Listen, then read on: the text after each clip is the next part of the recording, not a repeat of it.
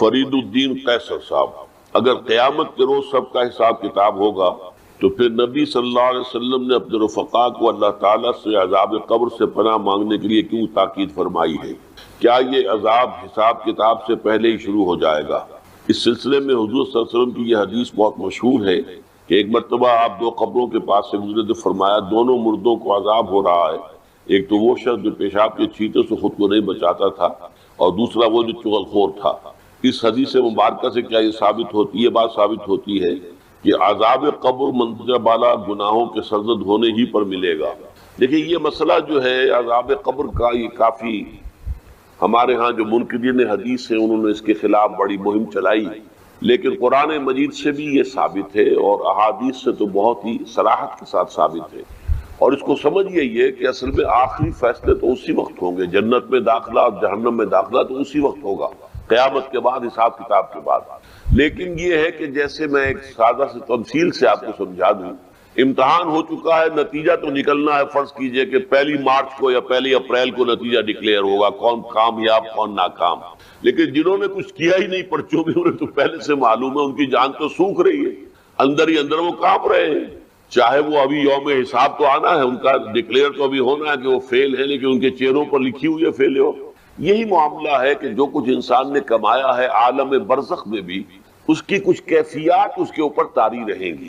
تفاصیل میں ہم نہیں جا سکتے کہ کیسے ہوگا، یہ ہم نہیں جان سکتے۔ عالم برزخ، عالم آخرہ، اس کے بارے میں جو مجمل باتیں آ جائیں قرآن میں حدیث میں، بس اس پر ہمیں اکتفا کرنی چاہیے۔ تفصیل میں جائیں گے تو اس سے خام خواہ کے بکھیڑے اور خام خواہ کے اختلافات اور فرقہ بندیاں شروع ہوتی ہیں، لیکن کوئی نہ کوئی عکس ہے۔ سورہ فرقان میں فرمایا یضاعف لہ العذاب یوم القیامہ، قیامت کے دن اس کے لیے عذاب دگنا کر دیا جائے گا۔ تو معلوم ہوا کہ قیامت سے پہلے بھی کوئی نہ کوئی عذاب کی کیفیت تھی، اور حضور نے فرمایا ہے، اور یہ ایسا ہی ہے عذاب جو دوسری مثال سے سمجھیے کہ آپ خواب دیکھتے ہیں اور خواب میں فرض کیجئے سانپ نے آپ کو ڈس لیا ہے، تو جو کیفیت ہوگی وہ بعین ہی آپ کی ہو جاتی ہے، اور آپ خوف زدہ ہو کر آنکھ کھلتی ہے تو بالکل وہی کیفیت آپ کی ہے۔ یا شیر آپ پر حملہ کر رہا تھا تو جو خوف کی کیفیت تھی، جاگے ہیں تو وہی کیفیت ہے۔ اسی طریقے سے یہ معاملہ ہوگا، اور حضور نے فرمایا ہے کہ ہر قبر جو ہے وہ یا تو جنت کے باغیچوں میں سے ایک باغیچہ ہے اور یا دوزخ کے گڑھوں میں سے ایک گڑھا ہے۔ اور بعض جگہ یہ کہا گیا ہے کہ جیسے ہی قبر میں داخل ہوتا ہے تو اس کے بعد جو ہے یا کھڑکی کھول دی جاتی ہے جنت کی طرف سے کہ ٹھنڈی ہوائیں اور خوشبوئیں آتی ہیں، اور یا یہ کہ وہ ایک کھڑکی کھول دی جاتی ہے جہنم کی طرف سے کہ جس سے کہ لو آتی ہے، لپٹ آتی ہے آگ کی۔ تو بس اس پر اجمالاً اسی درجے میں ماننا چاہیے۔ باقی یہ کہ اصل حساب کتاب کے بعد اس پراپر جنت میں داخلہ اور پراپر جہنم میں داخلہ جو ہے وہ تو ہوگا قیامت کے بعد۔ محمد ادریس صاحب، ایک بزرگ حضرت علی حجویری کی قبر پر تشریف لائے، خلاف شریعت قبر پر چلا کشی کی اور قبر کی پوجا پاٹ کر کے جاتے جاتے شرکیہ شیر گنج بخش فیض عالم مظہر نور خدا کہہ گئے۔ حکومت کے کارندوں نے اس شعر کو لاہور کے درمیان علی حجویری کی تحریر بہت بڑا کر کے لکھ دیا ہے، قبر پر بہت بڑا کر کے لکھ دیا ہے، جہاں پر سر عام شرک ہو رہا ہے، مگر پھر بھی لوگ ان بزرگ کو رحمت اللہ علیہ کہہ کے پکارتے ہیں۔ آپ بھی ان بزرگوں کے کرتوتوں کے متعلق لوگوں کو بتانے کو تیار نہیں ہیں، وجہ بیان کریں، شکریہ۔ محمد ادریس صاحب، واچ بیکر، ٹیمپل روڈ۔ دیکھیے اصل میں ایک مسئلہ یہ ہے کہ آیا ارواح کے ذریعے سے کوئی فیض روحانی حاصل کیا جا سکتا ہے یا نہیں، یہ ایک علمی مسئلہ ہے۔ ارواح کے وجود سے تو انکار کوئی نہیں کر سکتا۔ اب حضور نے ابھی ہم نے ذکر کیا بیت المقدس جب شب معراج میں گئے تھے تو بیت المقدس میں تمام انبیاء کو نماز پڑھائی، وہ کیا تھے؟ وہ انبیاء کی ارواح تھی نا۔ تو ارواح جو ہے وہ تو در حقیقت یا شاہ ولی اللہ دہلوی کہتے ہیں، وہ تو بڑے موحد ہیں الحمدللہ، محدث، اور وہ کہتے ہیں کہ کچھ نیک بندوں کی جو ارواح ہوتی ہیں ان کو اللہ تعالیٰ ان کے انتقال کے بعد فرشتوں میں شامل کر دیتا ہے، تو جیسے اللہ تعالیٰ کے احکام کی تنفیذ فرشتے کرتے ہیں ایسے وہ بھی کرتے ہیں۔ اب یہ ہے علمی باتیں، تو آیا کسی کی روح سے کوئی فیض حاصل کیا جا سکتا ہے یا نہیں، یہ وہ ہے جو ہمارے ہاں اختلافی مسئلہ ہے۔ ایک یہ ہے کہ کسی کی روح کو پکار کر اس سے مدد مانگی جائے، یہ ہے جلی شرک، آپ کو اس کی اجازت نہیں ہے۔ وَلَا تَدْعُوا مَعَ اللَّهِ أَحَدًا، اللہ کے سوا کسی کو نہیں پکار سکتے، حالانکہ ہمیں معلوم ہے فرشتے تو ہیں نا، 2 فرشتے تو میرے ساتھ ہر وقت موجود ہیں، اب ظاہر بات ہے کہ میں ان سے یہ نہیں کہہ سکتا میرا یہ کام کر دو یا تم میری یہ مشکل رفع کر دو، یہ میں کہوں گا تو یہ شرک ہو جائے گا۔ میں تو اللہ سے دعا کروں گا، اللہ تعالیٰ کسی فرشتے کو بھیج کر میری ضرورت پوری کر دے، کسی انسان فوت شدہ کی روح کو بھیج کر میرا کام اس سے کروا دے، یا کسی ذریعے کے بغیر از خود کر دے، یہ اللہ کی مرضی ہے، اللہ کا اختیار ہے، لیکن مجھے پکارنے کی اجازت نہیں۔ دعا صرف اللہ کے لیے۔ البتہ یہ ہے کہ آیا کسی کی روح، اب جیسے کہ قرآن میں آیا ہے اسی بیت المقدس کے بارے میں، الذی بارکنا حولہ، جس کے ماحول کو ہم نے مبارک کیا ہے۔ اب کس لیے مبارک ہو گیا؟ جیسے اور زمین دنیا کی ہوتی ہے ایسی زمین جو ہے وہ بیت المقدس کے علاقے کی زمین بھی ہے۔ مبارکنا حولہ سے مراد کیا؟ زرخیزی ہے اگر تو اس سے کہیں زیادہ زرخیز خطے دنیا کے اندر موجود ہیں۔ آج آپ جائیے اور اپنے ملک کے اندر ہی اگر آپ مردان وغیرہ کے علاقے کو دیکھیں تو کیا آخر واقعہ یہ کہ انسان خوش ہو جاتا ہے دیکھ کر کس قدر زرخیز زمینیں ہیں، کیا ہریاول ہے۔ وہ تو اس طرح کی ہریاول جو ہے وہ تو بیت المقدس کے ارد گرد موجود نہیں ہے، لیکن یہی بات کہی گئی ہے کہ چونکہ یہ بے شمار انبیاء کا مدفن ہے، یہاں پر دفن ہے بے شمار نبی اللہ کا، حضرت ابراہیم سے لے کر شروع ہو کر اور پھر سارے انبیاء جو تھے بنی اسرائیل کے جو آئے ہیں سب سے وہیں تو مدفون ہے نا۔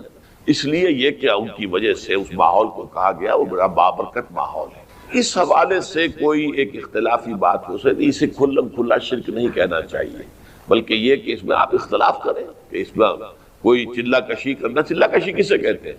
یعنی اس قبر کے قریب جا کر عبادت کریں، عبادت اللہ کی ہوگی۔ اب آپ کو معلوم ہے کہ آپ حرم میں جا کے نماز پڑھتے ہیں 1000 نمازوں کا ثواب آپ کو مل جاتا ہے۔ نماز تو آپ اللہ کی پڑھ رہے ہیں، یہاں بھی پڑھتے ہیں وہاں بھی پڑھتے ہیں، لیکن اس جگہ کی مناسبت سے اس کی کوئی خاص کیفیت ہے جس کے لیے کہ ہمارے پاس حدیث موجود ہے۔ مسجد نبوی میں جا کر نماز پڑھتے ہیں تو 50,000 نمازوں کا ثواب مل جاتا ہے، مسجد اقصیٰ میں 25,000 نمازوں کا ثواب مل جائے گا۔ تو یہ جگہ کے حوالے سے کوئی چیز کے اندر فرق ہو جانا، جیسے اوقات میں بھی فرق ہوتا ہے۔ لیلۃ القدر یہ بھی تو ایک رات ہی ہے نا جیسی اور راتیں ہوتی ہیں، لیکن اس کی ایک قدر و قیمت ہے، اس کے ایک اجر و ثواب کا معاملہ جو ہے وہ عام راتوں کی طرح نہیں ہے۔ اسی طرح کا معاملہ ہو جاتا ہے، اس حد تک معاملے کو رکھیں اور اس سے آگے فتویٰ بازی نہ کریں تو مناسب ہے۔ باقی اپنے ذوق کے مطابق آپ کہیں کہ نہیں ایسا نہیں کرنا چاہیے، ایسا نہیں کہنا چاہیے، وہ اپنی جگہ پر ہے، لیکن اس کے اوپر اس طرح کے سخت فتوے نہ لگائیے، اپنے دل کو کشادہ رکھیے۔ بسم اللہ الرحمن الرحیم، تبارک الذی بیدہ الملک وہو علی کل شیء قدیر۔ بڑی بابرکت ہے وہ ہستی جس کے ہاتھ میں ہے بادشاہی، راج اس کا ہے۔ یہ ہے دین کا سیاسی پہلو، پوری کائنات پر اس کا راج چل رہا ہے۔ دنیا میں بغاوت ہے، کیوں ہے؟ وہ اپنے ایمان کے دعوے داروں کا امتحان لینا ہے بس، ورنہ سورج چاند گیلیکسی پوری کائنات اور خود ہمارے جسم کا ایک ایک ذرہ اس کے قانون کا پابند ہے، تابع ہے۔ ہمارا جسم ہمارے اختیار میں کہاں ہے؟ میں تنگ آ جاتا ہوں، 2 دن ہوتے ہیں یہاں سے تو طبیعت خراب ہو جاتی ہے، جب تک کہ میں وقت لگتا ہے قینچی لے کر بیٹھتا ہوں۔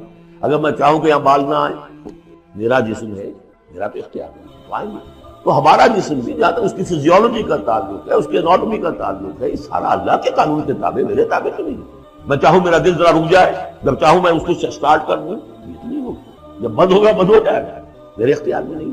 لیکن یہ کہ جو ہماری اختیاری زندگی ہے اس میں ہم نے طے کر لیا ہے کہ اللہ کی نہیں مانیں گے، اپنی مانیں گے، اپنی مانیں گے، اپنی بیویوں کی مانیں گے، اور جو بھی نظام ہے اس کے ساتھ وفاداری کریں گے، چاکری کریں گے، ان کی ملازمت کریں گے، ان کے رتھوں کے اندر ہم بیل بن کر جوتیں گے تاکہ ہمیں عیش ملے، دنیا کے اندر ہمارے لیے مقامات ہوں، ہماری عیش۔ صلی اللہ علیہ وسلم، یہ ہے اصل میں امتحان، ورنہ بادشاہی یہاں اب بھی اسی کی ہے۔ یہ صرف ہلدی کی گانٹھ ہے جسے لے کر ہم پنساری بن کر بیٹھ گئے، میری مرضی، میرا خیال، میرا نظریہ یہ ہے، اور ہمارے نزدیک جو ہے طریقتکم المثلی، ہمارے جو کلچر ہے، مثالی نظام جو ہم نے بنایا ہے، ہمیں اس کی حفاظت کرنی ہے۔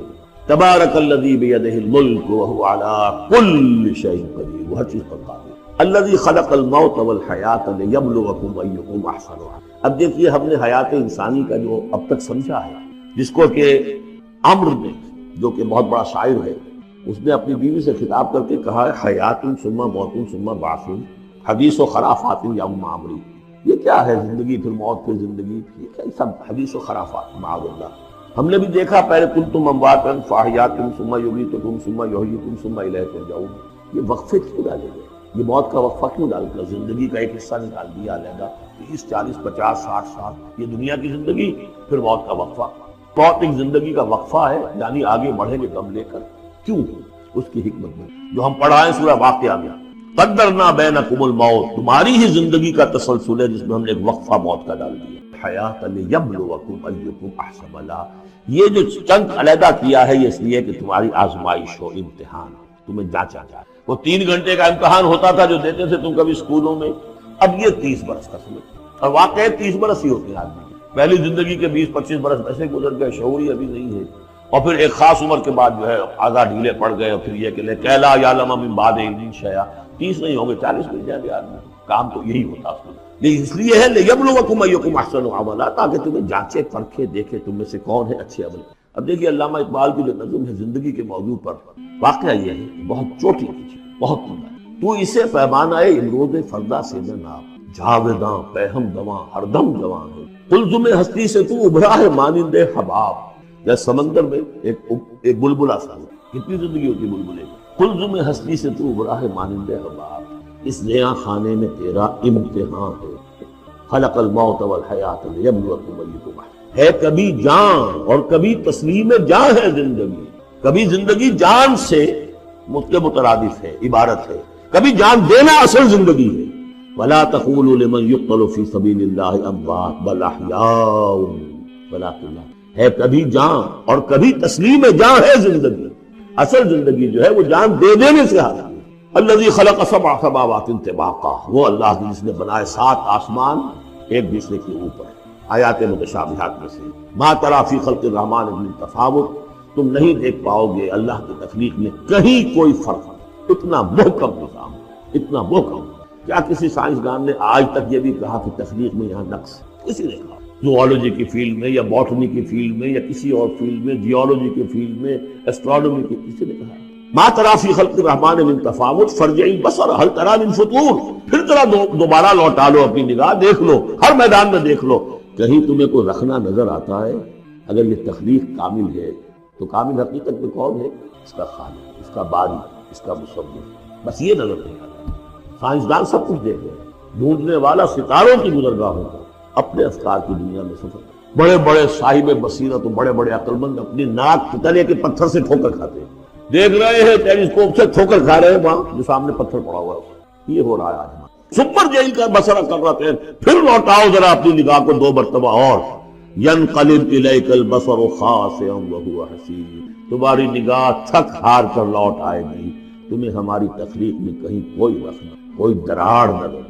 वलक़द ज़य्यना अस्समाअ दुनिया बिमसाबीहा वजअलनाहा रुजूमन लिश्शयातीन वअअतदना लहुम अज़ाब अस्सईर, और हमने सबसे करीबी आसमान को सजा दिया है चिरागों से, यानी जमीन से जो करीब तरीन आसमान है, पहला आसमान, और उन चिरागों को हमने बना दिया है रुजूमन लिश्शयातीन, शयातीन जिन जो हैं वो जो कोशिश करते हैं उससे बाहर निकल कर, और वो चाहते हैं कि कुछ खबरें जो हैं वो फरिश्तों से चुरा कर ले आए, तो उनको खदेड़ने के लिए, उनको ऊपर संगबारी के लिए हमने ये मिसाइल्स रखे हुए। वातदना लहुम अज़ाब अस्सईर, और उनके लिए हमने तैयार कर रखा है जला देने वाला अज़ाब। वलिल्लज़ीना कफ़रू बिरब्बिहिम, और जो लोग अल्लाह का, अपने रब का कुफ्र करें, चाहे वो इंसान हो चाहे जन्नात हो, उनके लिए है अज़ाब जहन्नम, जहन्नम का अज़ाब, व बिअसल मसीर, और वो बहुत ही बुरा ठिकाना है। इज़ा उल्क़ू फ़ीहा समिअू लहा शहीक़न व हिय तफ़ूर, जब वो उसमें झोंके जाएंगे तो सुनेंगे कि वो धाड़ रही होगी, उछल कूद रही होगी, इसका जोश व खरोश होगा। जो सूरह काफ में हमने पढ़ा था कि हम उससे पूछेंगे हलम तिलाते व तक़ूल हल मिन मज़ीद, वो और चाहे। जैसे कोई भूखा भेड़िया हो या भूखा शेर हो और उसके आगे कोई शिकार डाला जाए तो जिस तरीके से वो उस पर वो रा कर आएगा, तकादु तबय्यनु मिनल गैज़, करीब होगा कि वो अपने गुस्से से फट जाए। कुल्लमा उल्क़िया फ़ीहा फ़ौजुन, जब कभी भी उसमें एक फौज डाली जाएगी, यानी ये कि एक कौम के बाद दूसरी, दूसरी के बाद तीसरी, वो तो हो रहा है। वहुम यूज़ऊन, उनके दर्जा बंदी की जाएगी, कौमों का अलग अलग हिसाब होगा। सालहुम खज़नतुहा, वो जो जहन्नम के दारोगा है वो उनसे कहेंगे अलम यातिकुम नज़ीर, क्या आपके पास कोई खबरदार करने वाले नहीं आया? क़ालू बला, वो कहेंगे आया, क्यों नहीं? क़द जाअना नज़ीर, हमारे पास खबरदार करने वाला आया। फ़कज़्ज़बना, हमने उन्हें झुठलाया। वक़ुलना मा नज़्ज़लल्लाहु मिन शै, और हमने कहा कोई शय नहीं उतारी अल्लाह ने, ये तुम खामखा कह रहे हो तुम पर कोई कुरान उतरा है, तौरात उतरा। इन अंतुम इल्ला फ़ी दलालिन कबीर, हमने इससे भी बढ़कर कहा कि तुम तो خود کسی گمراہی میں ہو، کھلی گمراہی میں مبتلا ہو گئے ہو، تمہیں کوئی آسیب آ گیا ہے یا کچھ اور۔ وَقَالُوا لَوْ كُنَّا نَسْمَعُ أَوْ نَعْقِلُ، اور انہوں نے کہا یا وہ کہیں گے کہ اگر ہم سنتے اور سوچتے، غور کرتے، عقل سے کام لیتے، مَا كُنَّا فِي أَصْحَابِ السَّعِيرِ، تو ہم نہ ہوتے اس فَاعْتَرَفُوا بِذَنبِهِمْ، پس انہوں نے اپنے اصل گناہ کا اعتراف کر لیا۔ یہ بہت اہم مقام ہے۔ اصل گناہ کیا تھا کہ ہم نے ان کی بات سنی نہیں، سنی تو ہم سنی کر دی، اس پر غور نہیں۔ اس لیے کہ ہم یہ آج پڑھ چکے ہیں ان السمع والبصر والفؤاد كل اولئک کان عنہ مسئولا، اللہ نے تمہیں یہ فیکلٹیز دی ہیں تو اس لیے کہ استعمال کرو۔ ہم نے بند کر کے رکھ چھوڑی، ہماری ریت ہے، ہماری آباء و اجداد کی رسمیں ہیں، ہماری برادری کے یہ رواج ہیں، ہم اتنے عرصے سے ایک جماعت میں ہیں، اس جماعت کا یہ چلن ہے، جو بھی اس فرقے میں ہے، اس فرقے کا یہ معاملہ ہے، یہ ساری چیزیں جو ہے کہ نہ سوچنا، نہ غور کرنا، نہ سننا۔ فاعترفوا بذنبہم، اصل گناہ یہ ہے ان کا۔ فسحقا لاصحاب السعیر، تو دفع ہو جائیں یہ، دھکارے جائیں یہ لوگ کہ جو جہنم میں۔ اس کے برعکس ان الذین یخشون ربهم بالغیب، وہ لوگ کہ جو اپنے رب سے ڈرتے رہے غیب میں، لہم مغفرۃ واجر کبیر، ان کے لیے مغفرت بھی ہے اور بہت بڑا اجر ہے۔ واسروا قولکم او اجہروا بہ، اور دیکھو چاہے تم اپنے قول کو چھپا کر بیان کرو یا بلند آوازی سے بیان کرو، انہ علیم بذات الصدور، وہ تو اس سے بھی واقف ہے جو تمہارے سینوں کے اندر مضمر ہے اور پنہاں ہے۔ الا یعلم من خلق، بڑی اہم آیت ہے یہ، وہ حصے ہیں قرآن کے یہ جن کو اس طریقے سے ازبر ہونا چاہیے اگر بات کرنا چاہتے ہیں آپ دین کی خدمت کرنا۔ کیا وہی نہ جانے گا جس نے پیدا کیا؟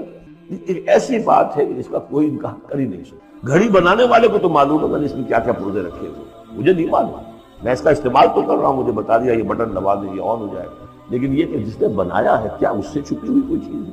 الا یعلم من خلق وهو اللطیف الخبیر، اور وہ تو بہت باریک بین ہے، ہر شے کی خبر ہے۔ هو الذی جعل لکم الارض ذلولا، اسی نے تمہارے لیے زمین کو بنا دیا ہے پست، تابع حکم، تمہارے قدموں میں بچھی ہوئی ہے غریب، جتنا چاہتے ہو اس کو تو رونتے ہو، پامال کرتے ہیں۔ فمشوا فی مناکبہا، چلو پھرو اس کے کندھوں کے مابین، گویا کہ یہ بھی کوئی بہت بڑا ہاتھی ہو، اس کے کندھوں کے مابین اتنی جگہ ہے، چل پھر رہے ہیں، جیسے چیونٹی کسی ہاتھی کے کندھوں کے درمیان چل رہی ہو تو وہ تو سمجھتی ہوگی کہ فٹ بال کا میچ کھیلنے کی جگہ مجھے مل گئی ہے، تو یہی حال ہمارا ہے، ہم جسے بہت وسیع سمجھتے ہیں کیا وہ کچھ بھی۔ فمشوا فی مناکبہا وکلوا من رزقہ، اور اسی کے رزق میں سے کھاؤ پیو، اسی زمین میں سے تمہارا رزق بھی برآمد ہو جائے گا، وإلیہ النشور، یہ یاد رکھو کہ پھر اللہ ہی کی طرف جانا جی اٹھنا۔